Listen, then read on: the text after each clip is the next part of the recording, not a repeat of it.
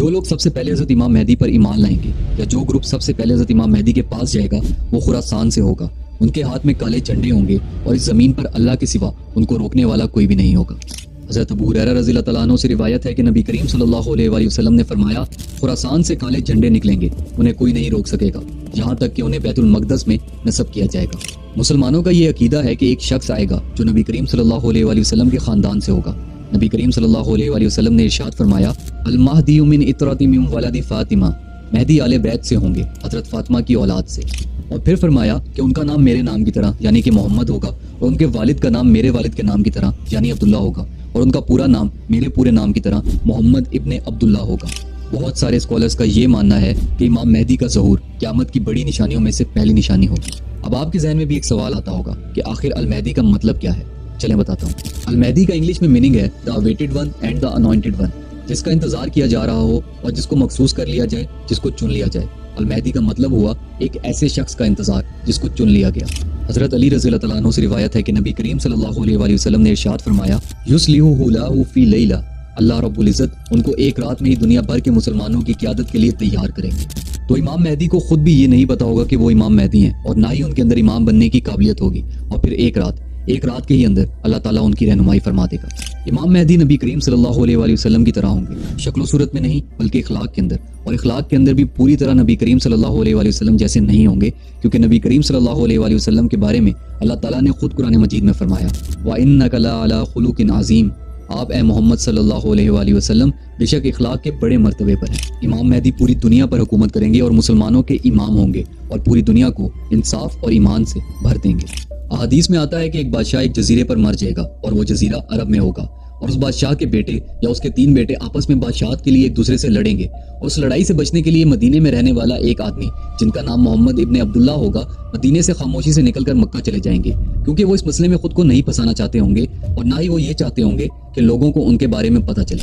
لیکن اس کے باوجود بھی مکہ کے اندر لوگ ان کو مقام ابراہیمی اور حجرہ اسود کے درمیان پہچان لیں گے اور ان کے ہاتھ پر زبردستی بیعت کر لیں گے. جب یہ بیعت لینے کی خبر پوری دنیا کے اندر آگ کی طرح پھیل جائے گی تو اس وقت شام سے ایک بہت بڑا لشکر حضرت امام مہدی پر حملہ کرنے کے لیے بھیجا جائے گا, اور جب وہ لشکر بعیدہ پہنچے گا جو کہ مکہ اور مدینہ کے درمیان ایک جگہ کا نام ہے, تو وہ پورا لشکر وہاں زمین میں دھنس جائے گا. اور جب اس لشکر کے زمین میں دھسنے کی خبر پوری دنیا میں پھیلے گی تو شام کے ابدال اور عراق کے بہت سارے لوگ امام مہدی کے ہاتھ پر بیعت کرنے کے لیے مکہ آ جائیں گے. پھر قبیلہ قریش کا ایک بندہ جس کے چچا کا تعلق بنی کلب قبیلے سے ہوگا وہ امام مہدی پر حملہ کرنے کے لیے ایک اور لشکر بھیجے گا, اور اللہ کی مرضی سے یہ لشکر بھی جنگ ہار جائے گا. اور نبی کریم صلی اللہ علیہ وآلہ وسلم نے فرمایا کہ بد نصیب ہے وہ شخص جس کو بنی کلب کے مال غنیمت میں سے حصہ نہ ملے, مطلب بد نصیب ہوگا وہ شخص جو امام مہدی کے ساتھ مل کر وہ جنگ نہیں لڑے گا. تو حدیث کے مطابق لوگ پہلی مرتبہ امام مہدی کو مکہ میں پہچانیں گے, لیکن مکہ کے لوگوں کو یہ کیسے پتا چلے گا کہ کون سا شخص امام مہدی ہے؟ تو اس وقت کے لوگ امام مہدی کی پہچان نبی کریم صلی اللہ علیہ وآلہ وسلم کی بتائی گئی نشانیوں کے مطابق کریں گے.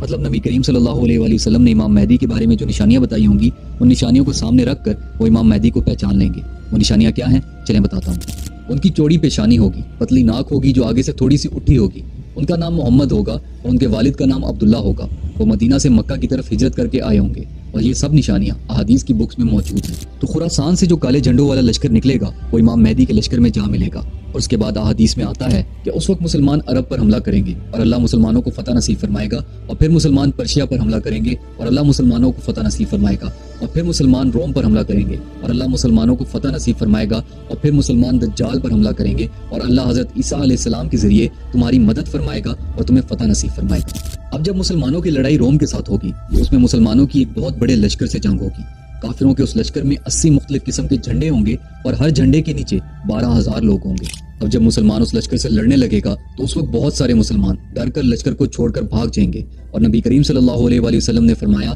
کہ اللہ ان لوگوں کی توبہ کبھی قبول نہیں فرمائے گا, کیونکہ ان کمزور ایمان والے مسلمانوں کے میدان سے بھاگنے سے باقی مسلمانوں کا جذبہ بھی کم ہو جائے گا. اور پھر جب جنگ شروع ہوگی تو مسلمانوں کے لشکر کا صرف 1/3 حصہ باقی رہ جائے گا اور باقی سب مسلمان شہید ہو جائیں گے, اور جو باقی مسلمان بچ جائیں گے اللہ انہیں فتح نصیب فرمائے گا. حدیث میں آتا ہے کہ ہر قبیلے کے 99 لوگوں میں سے ایک بندہ بچے گا. مطلب اگر مسلمانوں کے اس لشکر میں ایک قبیلہ ہے جس کے 100 لوگ ہیں تو ان 100 لوگوں میں سے 99 شہید ہو جائیں گے اور ایک بچ جائے گا. اب جب اس بڑی فتح کے بعد مسلمان مال غنیمت جمع کر رہے ہوں گے تو اس وقت ان کو خبر ملے گی کہ اے مسلمانوں دجال آ گیا ہے. پہلی مرتبہ امام مہدی 10 لوگوں کو بھیجیں گے اور ان 10 لوگوں سے کہیں گے کہ جا کر پتہ لگاؤ کہ کیا یہ خبر سچی ہے, اور نبی کریم صلی اللہ علیہ وآلہ وسلم نے ارشاد فرمایا کہ میں ان 10 لوگوں کے نام بھی جانتا ہوں، ان کے والد کے نام بھی جانتا ہوں اور ان کے گھوڑوں کا رنگ بھی جانتا ہوں۔ وہ 10 لوگ اس دن سب سے بہترین گھڑ سوار ہوں گے۔ تو وہ لوگ جائیں گے اور دیکھیں گے اور کہیں گے کہ آخر سب سے بڑا فتنہ آ ہی گیا، آخر دجال آ ہی گیا۔ اور دجال کا ظاہر ہونا قیامت کی بڑی نشانیوں میں سے ایک نشانی ہے۔